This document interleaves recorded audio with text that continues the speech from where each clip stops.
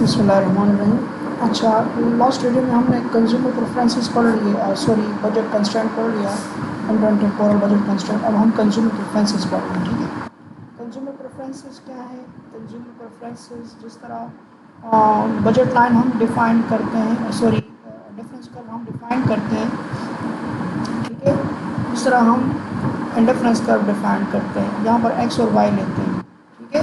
और हम कहते हैं कि budget indifference curve shows different combination of to commodities which a consumer equally prefer.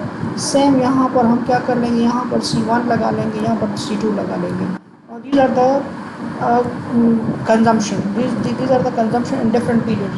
So we say and difference curve shows different combination of what of two period expenditure which consumer remain indifferent, okay, in which consumer remain indifferent।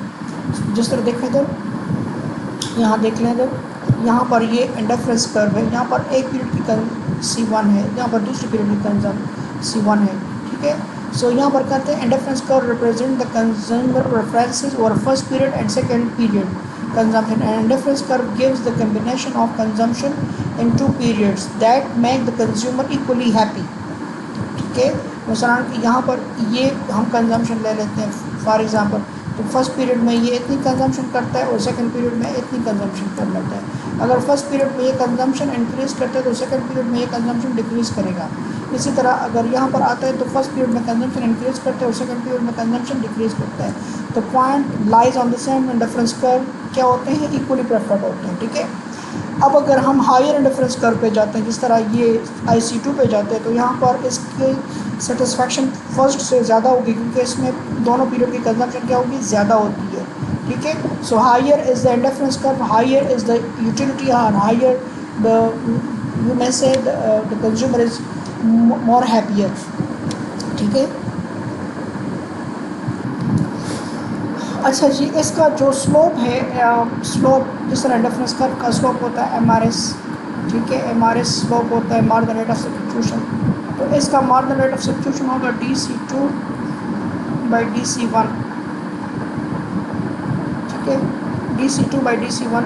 यानी अगर ये one अगर इसमें अगर current for example current consumption जो है period 1 की consumption वो इंक्रीज करता है, तो how much he will have to decrease the consumption in period C2 so that he remains on the same indifference curve, ठीक है।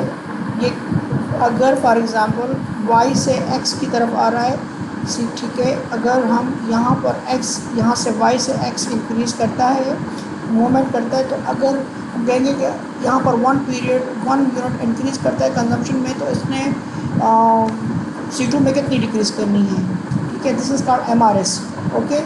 और यहाँ जो हमारे पास इसका स्लोप होगा, बजट लाइन का स्लोप होता है, उसको हम क्या कहते हैं, वो जो है वो किसके बराबर है, बजट लाइन का इंडिकेटर और बजट कंस्ट्रेंट का स्लोप किसके बराबर होगा, वो होगा जी। देखिए तो ये हमारे पास इक्वेशन है इंटर बजट की, C1 plus C2 1 plus R is equal to Y1 plus Y2 1 plus R। यहाँ पर C2 मालूम करना है, तो C2 को इस साइड पे छोड़ लें, यहाँ देखो ये इस साइड पे यहाँ पे छोड़ दी और C1 को उस साइड पे शिफ्ट कर दिया। देखिए C1 को माइनस हो गया, अब 1 प्लस R को भी इस साइड पे कर दिया, 1 प्लस R को, तो अब C2 रह गया, ठीक है।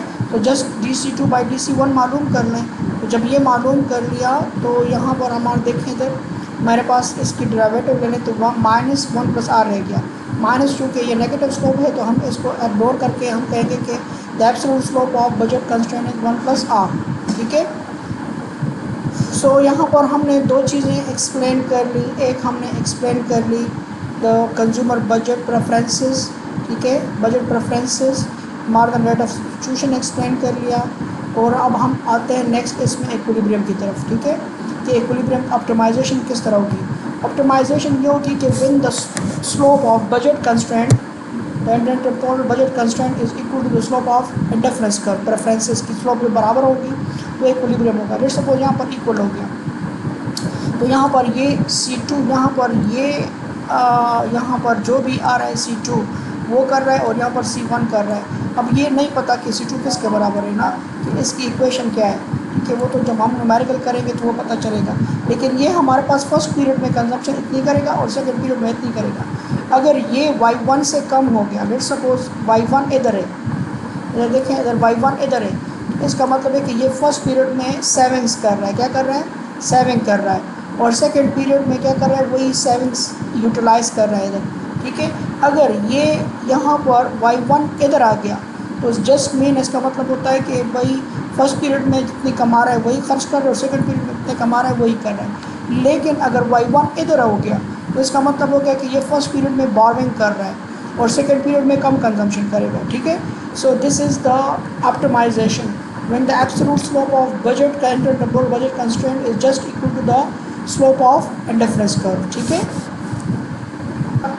We can say when the slope of budget line is in MRS is equal to just equal to the slope of budget constraint, ठीक है।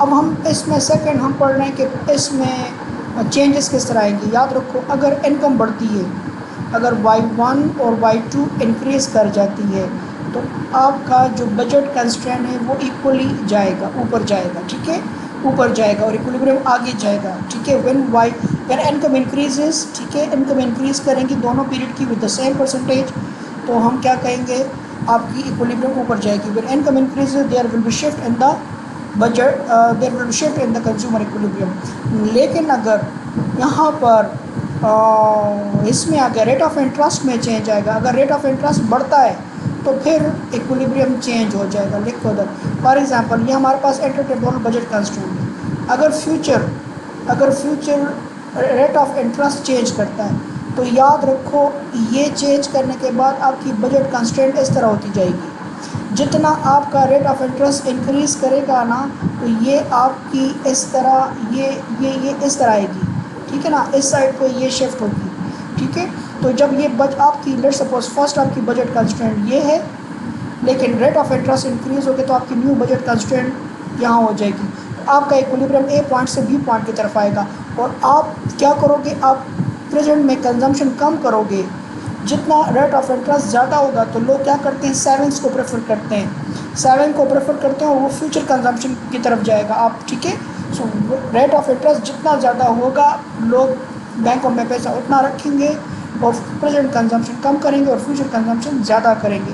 लेकिन इसका उल्टा ले लेगा, रेट ऑफ इंटरेस्ट कम हो जाए तो फिर आपका ये जो फर्स्ट अगर ये आपका बजट कंस्ट्रेंट थी और रेट ऑफ इंटरेस्ट कम होता जाएगा तो लोग फिर प्रेजेंट कंजम्पशन को इंक्रीज़ करेंगे, क्या करेंगे, प्रेजेंट कंजम्पशन को इंक्रीज़ करेंगे, ठीक है। अच्छा, यहाँ पर सेकंड इसमें पॉइंट है कंस्ट्रेंट ऑन बॉर्विंग। अगर फॉर एग्जांपल हम यहाँ पर ये कर लें कि नहीं जी बॉर्विंग नहीं हो सकती, बॉर्विंग नहीं हो सकती, लेट्स सपोज ये y1 है और आपने लेट्स सपोज y1 से ज़्यादा खर्च नहीं कर सकते हो, तो फिर आपकी बजट कंस्ट्रेंट जो है ये आपकी बजट आ रही थी यहाँ तक, लेकिन चूँकि आप बॉर्विंग कर नहीं सकते इसलिए y1 तक ये महदूद हो जाएगी। तो अब आपका इक्विलिब्रियम इन्हीं के बीच में हो जाएगा, क्या हो जाएगा, इन्हीं के बीच में इक्विलिब्रियम होगा। अब यहाँ पर आपकी बजट कंस्ट्रेंट पे क्या हो गया, बॉर्विंग पे कंस्ट्रेंट लग गया, ठीक है। तो यहाँ पर इक्विलिब्रियम इस तरह भी हो सकता है और यहाँ नहीं हो सकता। ये अगर आप इधर जाओगे तो बॉर्विंग पे जाओगे, बॉर्विंग नहीं हो सकती इनकम से ज़्यादा, तो आपका इक्विलिब्रियम इधर ही होगा, ठीक है। ये तब पॉसिबल है जब आपका बॉर्विंग पॉसिबल हो, ठीक है।